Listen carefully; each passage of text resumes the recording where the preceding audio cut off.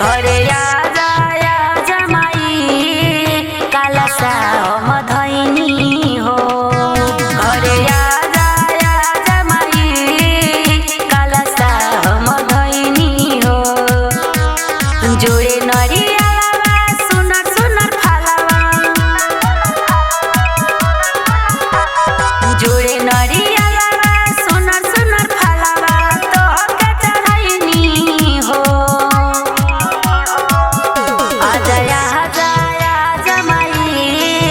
कालसा मधैनी हो। घरे आजा आजा माई कालसा मधैनी हो।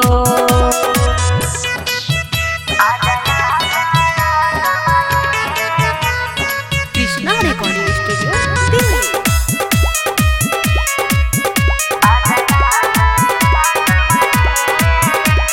चढ़ल बा नवरात हो, सुनल माई बात हो।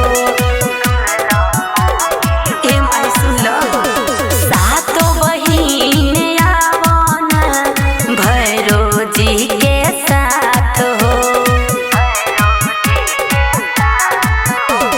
चढ़ल बा नवरात हो, सुनल माई बात हो। सातो बहिन आवन भैरो जी के साथ हो। नवे नवेली चंपा चमेली, नवे नवेली चंपा चमेली से रहिया सजवनी हो।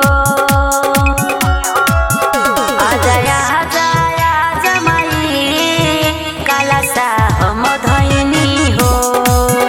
घरे आजा आजा माई कालसा मधैनी हो।